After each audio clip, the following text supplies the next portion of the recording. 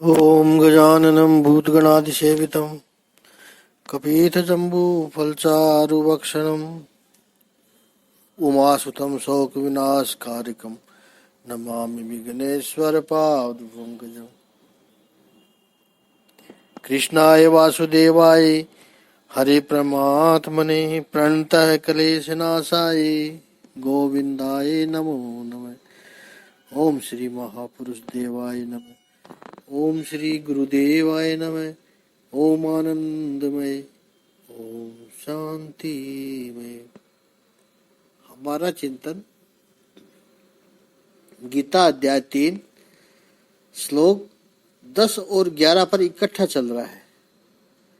बड़ा सुंदर विषय चल रहा है यज्ञ का। भगवान ने इतनी विशाल सृष्टि बनाई, लेकिन स्वयं कहीं दिखता भी नहीं है। वो उसकी महानता है कि वो दिखाई नहीं पड़ता है। आप उपासना करोगे, साधना करोगे, योग्यता प्राप्त करोगे, तब वो प्राप्त हो जाएगा, उसके दर्शन हो जाएंगे।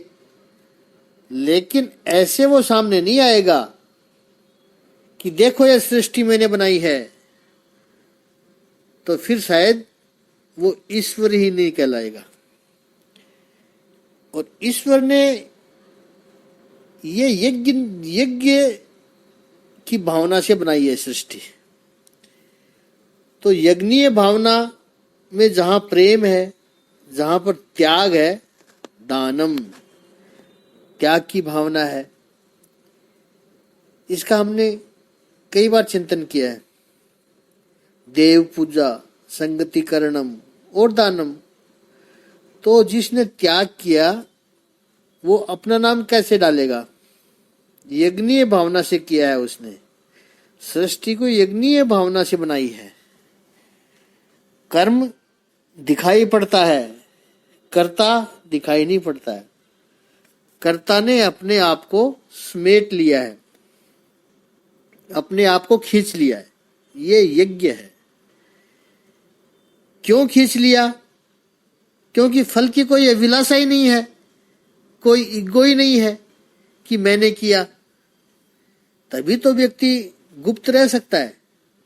सह यज्ञ प्रजा सृष्टवा। सृष्टि ये पूरा यज्ञ है। ये बात मन में स्थिर कर लीजिए आप। सृष्टि भोग के लिए नहीं है, सृष्टि योग के लिए है। सृष्टि इकट्ठा करके भरने के लिए नहीं है, सृष्टि बांटने के लिए है। टू शेयर करने के लिए है। और उसी को आनंद आएगा इसी सृष्टि में।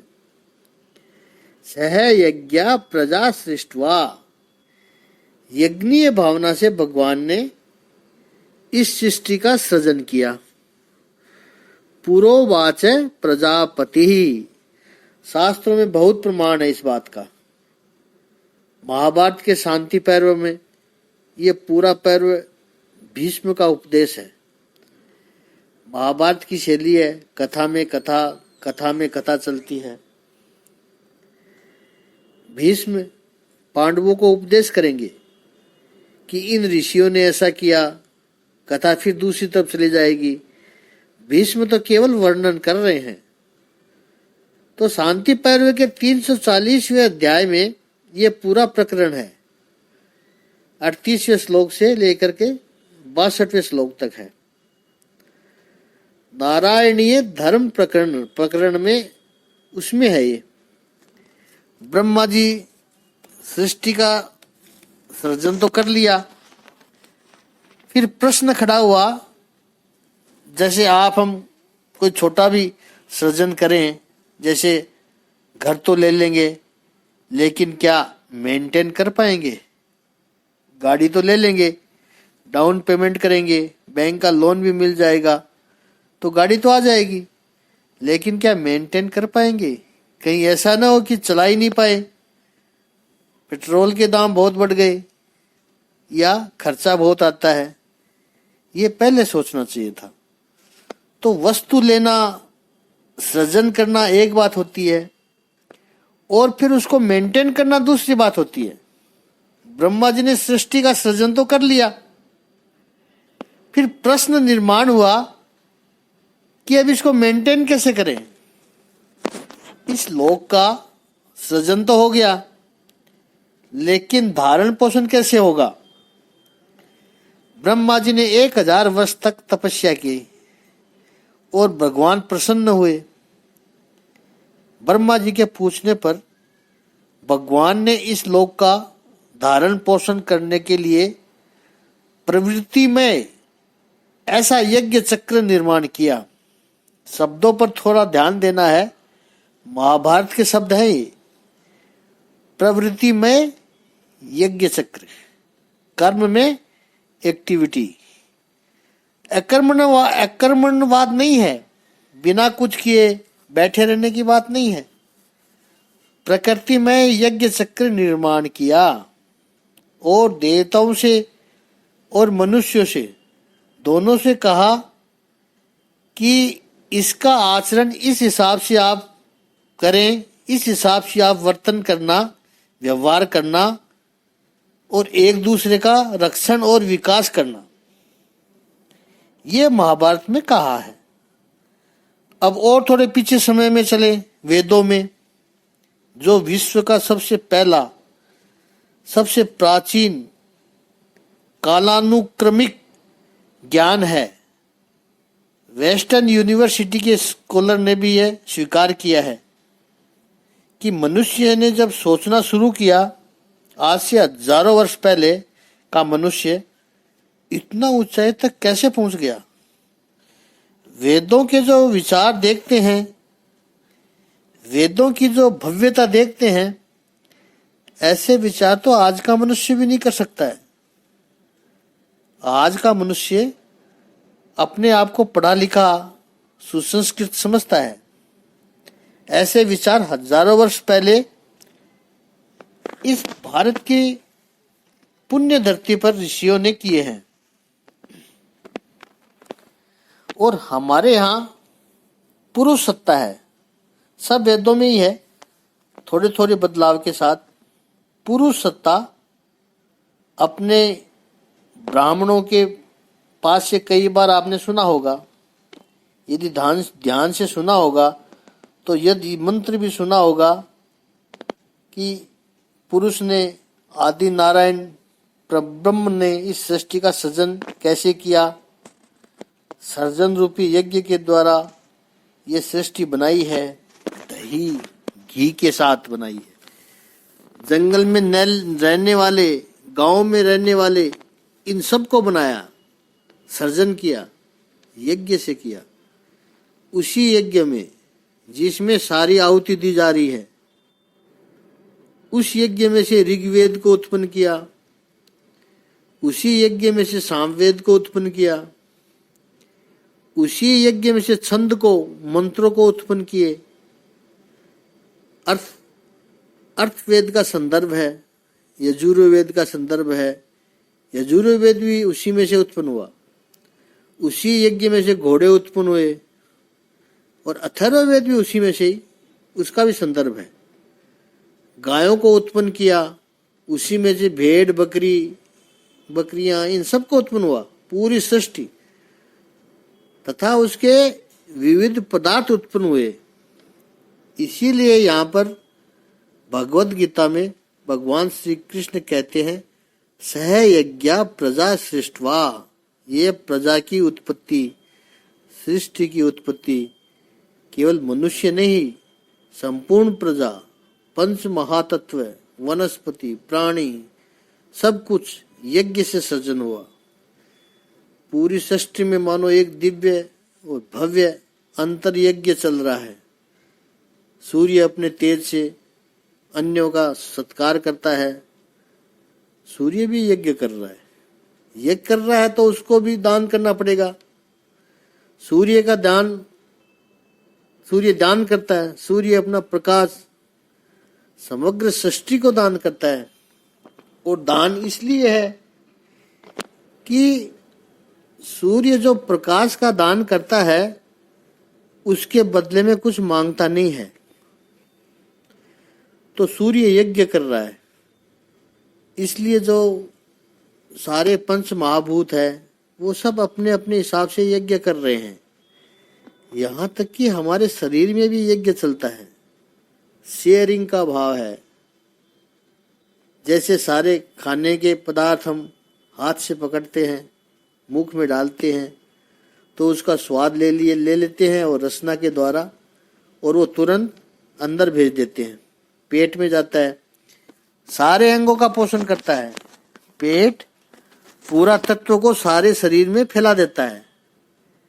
एक वृक्ष भी देखो आप, उसमें भी यज्ञ चल रहा है। जड़ रस खींचती है, पूरे वृक्ष को बांट देती है, वो पास नहीं रखती है, और वृक्ष फल बनाकर पूरे विश्व को दे देता है। आप सृष्टि का कोई अंग ले लो, आप देखोगे कि समग्र सृष्टि में निरंतर यज्ञ चल रहा है। शेयरिंग, केयरिंग, एक दूसरे का ध्यान रख रहे हैं, बांट रहे हैं, इसलिए सृष्टि चल रही है। परिवार भी एक यज्ञ बनना चाहिए, और एक्चुअली होता भी है। परिवार भी एक यज्ञ है। पुरुष कमाता है, पत्नी को देता है, पत्नी सामान लाती है, बनाती है, वो भी शेयर करती है, सब खाते हैं, सब शेयर करते हैं। अपने अपने जो कर्तव्य है, ड्यूटी है, दायित्व है, वो निभाते हुए सब एक दूसरे का ध्यान रखते हैं। इससे परिवार रूपी यज्ञ चलता है। सृष्टि चलाने का, सृष्टि अच्छी तरह से चलाने का यह एकमात्र मार्ग है जो सृष्टि के कर्ता ने बताया है, ईश्वर ने बताया है। इसी तरह से अनेन प्रसविष्यध्वम, इसी तरह से तुम सृष्टि चला पाओगे। अनेन प्रसविष्यध्वम, ऐसा है वह अस्तु इष्ट कामतूक, यह यज्ञ तुम्हारी कामनाओं की पूर्ति करने वाला बने। कैसे होगी कामनाओं की पूर्ति? सनातन भारतीय संस्कृति समग्र विश्व के लोगों से विलक्षण है, इस अर्थ में कि उसने संसार के प्रति नेगेटिव एटीट्यूड नहीं रखा कभी भी। लोगों ने सृष्टि का सृजन अकस्मात बताया, एक्सीडेंटल बताया। भारतीय संस्कृति कहती है नहीं, सृष्टि का आरंभ भी बहुत श्रेष्ठ हुआ है, क्योंकि परमात्मा से उत्पन्न हुई है और अंत में परमात्मा से ही जाकर मिलेगी। सनातन संस्कृति कहती है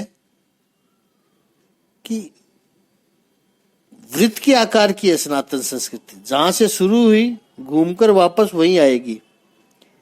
परम तत्व से, परमात्मा से उत्पन्न हुई और वहीं पर वापस आएगी।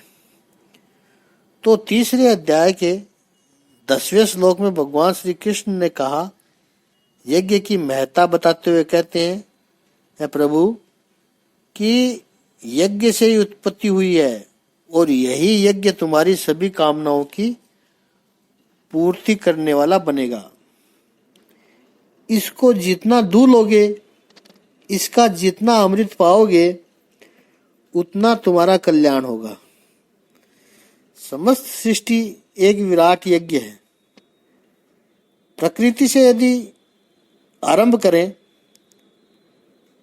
थोड़ी से दृष्टि संसार में ले जाएं, तो पता चलेगा कि वृक्ष के ऊपर जो फल लगते हैं वो परोपकार के लिए हैं। वृक्ष कभी अपने फल स्वयं नहीं खाता है, दूसरों के लिए है। और परोपकार की सीमा तो देखो, वृक्ष के ऊपर जो पत्थर मारते हैं, वृक्ष उन्हें फल देता है।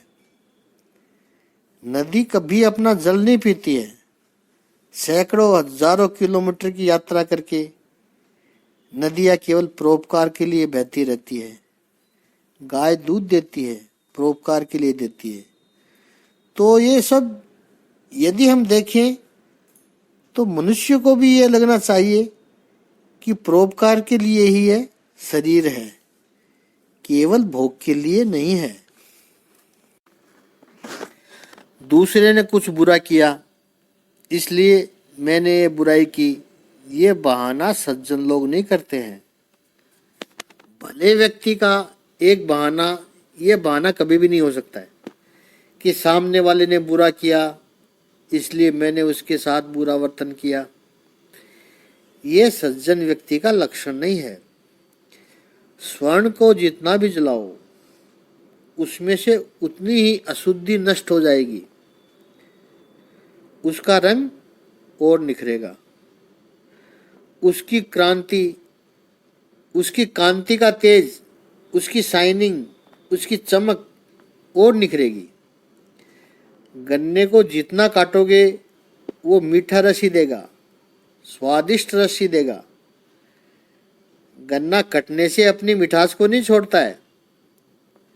चंदन को घिसते जाओ, जितना घिसोगे चंदन स्वयं घिस जाएगा, अपने अस्तित्व को नष्ट कर देगा, लेकिन सुगंध को नहीं छोड़ेगा।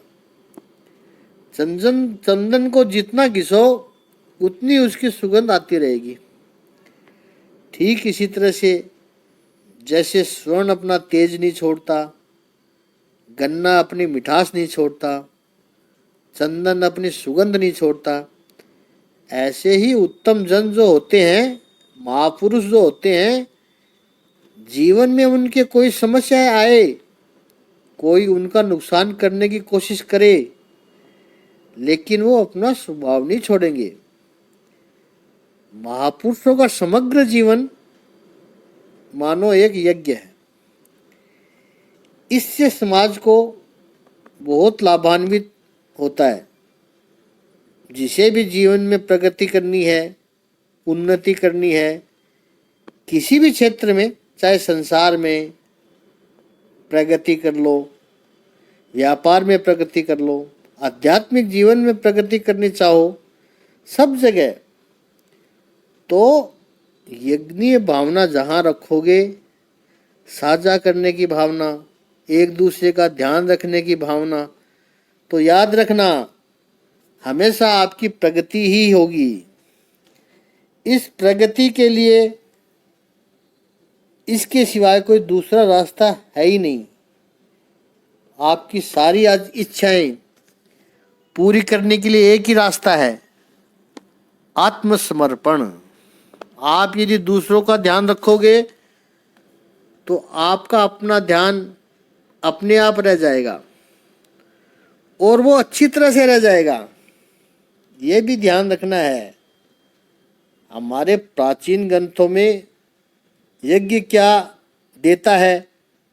यज्ञ सारी मन की इच्छाएं पूरी करेगा। कैसे करेगा? हमारे शास्त्रों में प्रमाण है इसका। यजुर्वेद ने कहा है यज्ञ आत्मतेज है। हम कई बार कह चुके हैं कि जब यज्ञ कहें तो अग्नि और स्वाहा स्वाहा इतना ही नहीं समझना है। यज्ञ का अर्थ है केयरिंग, यज्ञ का अर्थ है शेयरिंग, एक दूसरे का ध्यान रखना, बांटना। जो व्यक्ति समाज के लिए, दूसरों के लिए जितना समर्पित होता है निस्वार्थ भावना से, उसका उतना ही तेज बढ़ता है। महापुरुषों के चेहरे पर देखो आप, कितना तेज दिखाई पड़ता है। वो क्रीम पाउडर घिस घिस के नहीं आता है। आप किसी महापुरुष के पास रहना, पता चलेगा। और जो मेकअप करके बैठते हैं वो महापुरुष नहीं होते हैं। महापुरुष का तो अपना तेज है। क्योंकि वो तेज कहाँ से आया? कहाँ से आया उनका तेज? क्योंकि वो कंचन की तरह घिसा गया है, तपाया गया है, जीवन की विविध परीक्षाओं में से पास हुआ है, तो स्वर्ण के समान उसके चेहरे पर तेज है, अपने आप आ जाता है। यजुर्वेद और शतपथ ब्राह्मण दोनों में है, कहा है यज्ञ सुख है। महापुरुषों के अनुभव से कह रहा हूं कि बांटने में जो आनंद आता है वो खींच कर पकड़ लेने में नहीं आता है, कभी भी नहीं आता है खींच कर पकड़ लेने में। ये श्रेष्ठ कर्म है। यज्ञ से ही देवताओं को दिव्य धाम स्वर्ग प्राप्त हुआ है। स्वर्ग को आप एक जोग्राफिक पैलेस नहीं समझना है, वो मन की स्थिति होती है। स्वर्ग ऐसा कुछ नहीं है स्वर्ग की ऊपर स्वर्ग है, नीचे पाताल में नरक है। उन्होंने दूसरों के लिए अच्छा किया है। यज्ञ तो सृष्टि का केंद्र है, अहिंसा है यज्ञ, नम्रता है वो यज्ञ। यज्ञ अन्न देता है, यज्ञ भोग प्रदान करता है। यज्ञ सौभाग्य है। कोई भाग्यशाली होंगे वो ही दे सकते हैं। लेने के लिए तो हाथ फैलाकर सब लोग खड़े हैं, देने वाला तो भाग्यशाली होता है। यज्ञ सत्य का केंद्र है, सत्य का उत्पत्ति स्थान है, यानी यज्ञ सत्य का मूल है। यज्ञ रक्षा करता है। इससे सिद्ध होता है कि यज्ञ मनुष्य की उन्नति कराता है और यज्ञ से ही मनुष्य की शुभ सात्विक कामनाओं की प्राप्ति होती है। इसलिए कुछ लोग अनिष्ट कामनाएं लेकर के, गलत इच्छाएं लेकर के चाहे कितनी ही स्वाहा स्वाहा करे, उनकी इच्छाएं जरूर थोड़ी पूरी होती है, ऐसा नहीं कि नहीं होगी, लेकिन उनको चैन नहीं मिलेगा। दूसरों को कष्ट पहुंचाकर कितना भी यज्ञ करे चैन नहीं मिलेगा। उनका मन कचोटेगा कि यह ठीक नहीं किया, किसी का अनिष्ट हो सकता है। एक बार खुशी मिल सकती है, फिर उसका उल्टा फल मिलना तय है। सात्विक और शुभ कामनाओं की पूर्ति यज्ञ हमेशा करेगा और उसी से ही अपार खुशी मिलेगी। रविशंकर महाराज गुजरात में हुए विनोबा भावे की तरह भूदान यज्ञ में उनका बहुत बड़ा रोल रहा है। वे भी गांधी जी के नज़दीक के ही बंदे थे, ब्राह्मण थे, बड़े पवित्र व्यक्ति थे। बड़ौदा के आसपास के एरिया में उन्होंने बहुत बड़ा काम किया। उन्होंने गीता के ऊपर बहुत सुंदर भाष्य लिखा। गांव का किसान भी समझ सके इतनी सरल भाषा में गीता ध्वनि के नाम से लिखा है। उन्होंने कहा है कि यज्ञ का अर्थ है किसी के काम आ जाना, बस वो यज्ञ है। यज्ञ रूपी सत्कर्म जब हम करते हैं, उससे प्रसन्न हुई दिव्य शक्तियां हमारी जो मनोकामनाएं होती है वो वर्षा देती है, पूर्ण कर देती है। जीवन का रहस्यमय सिद्धांत है, उसको आप ठीक से समझ लेना। महापुरुषों का अनुभव है, ऐसा मान लो। उनका यह बार बार अनुभव है, इसलिए बात पक्की है। अस्तित्व का सिद्धांत है ये, और ये सिद्धांत समझ लोगे तो जीवन में कभी दुखी होने की बारी नहीं आएगी। प्रसन्नता बनी रहेगी, शांति बनी रहेगी। बाहर की परिस्थितियां, धूप छांव, अनुकूलता प्रतिकूलता जो भी होनी है होती रहेगी। आपके मन में शांति और प्रसन्नता बनी रहेगी। यह सिद्धांत जीवन का, इसे समझ लीजिए। जिसको हम मांगते हैं, जिसको हम चाहते हैं, वो मिलता नहीं है। चाहने पर जो मिल जाए वो भी कुछ क्षणों के लिए ठीक है, लेकिन वो संतोष कभी नहीं देता है। क्योंकि जिसकी हमें चाह बनी रही, जिसकी इच्छा बनी रहती है, उसके लिए असंतोष भी बढ़ता जाएगा। और न मांगोगे तो वो दौड़ता हुआ तुम्हारे पास आएगा, चला आएगा, सामने से आएगा। नहीं मांगोगे तो दौड़ता हुआ आएगा। संतों के विचार है, उनका अनुभव है, उसका विश्वास मत रखना, उसकी तरफ आप ध्यान ही मत दो, उनके भरोसे मत रहना। फिर आगे एक बात आई कि प्रसन्नता तितली की तरह है। अगर आप इसके पीछे भागोगे वो उड़ जाएगी, और आप शांत बैठ जाओगे तो वो आपके कपड़ों पर आकर बैठ जाएगी। सुख तितली की तरह है। संसार में सभी लोग सुखी होना चाहते हैं, लेकिन सुखी हो नहीं पाते हैं, क्योंकि उनकी थिंकिंग यही है कि जो भी चाहिए उसको पकड़ने के लिए दौड़ो, मेहनत करो, उसके पीछे पड़ो। लेकिन वो ये नहीं जानते कि सुख तो तितली की तरह है, जितना उसके पीछे पड़ोगे उतना वो तो दूर भागेगा। शांत बैठ जाओ। इसका अर्थ यह नहीं है कि पुरुषार्थ मत करना, पुरुषार्थ करो। पुरुषार्थ करना अलग बात है, उसके पीछे भागना अलग बात है। दौड़ो मत, पीछे मत पड़ो। इतने अशांत क्यों हो जाते हो? लक्ष्मी पाने का माध्यम ये दौड़ना नहीं है।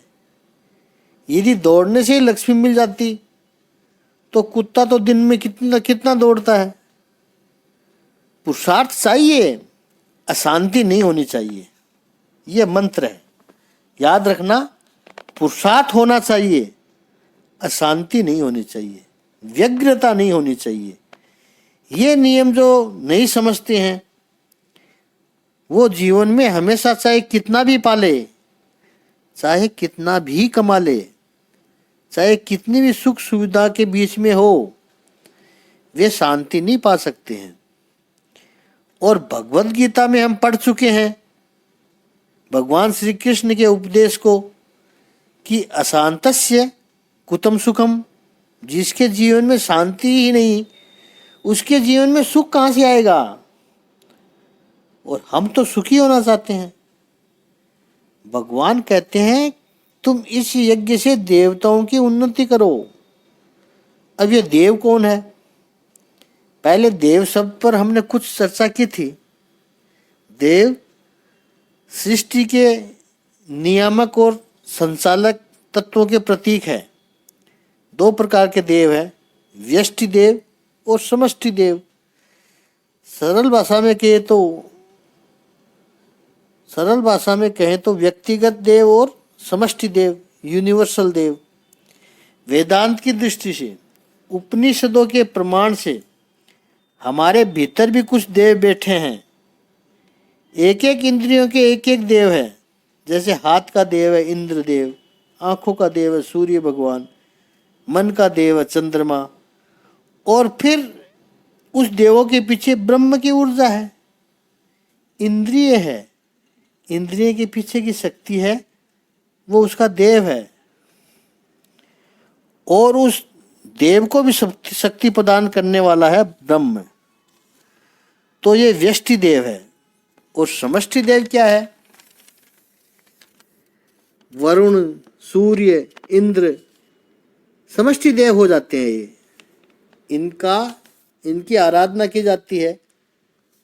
तो सृष्टि का ये नियामक और संचालक तत्व है, उन्हें सबको देव कहा है। ये सारे अपनी अपनी संचालक शक्ति से विश्व के कल्याण का कार्य करते हैं। जैसे वरुण देव वो वर्षा प्रदान करता है, वायुदेव वो हवा चला रहा है। ये सब यज्ञ है। तो भगवान कहते हैं ये देवता तुम्हारे कल्याण के लिए कार्य करते हैं, तुम देवताओं के लिए कार्य करो। आगे की चर्चा कल करेंगे।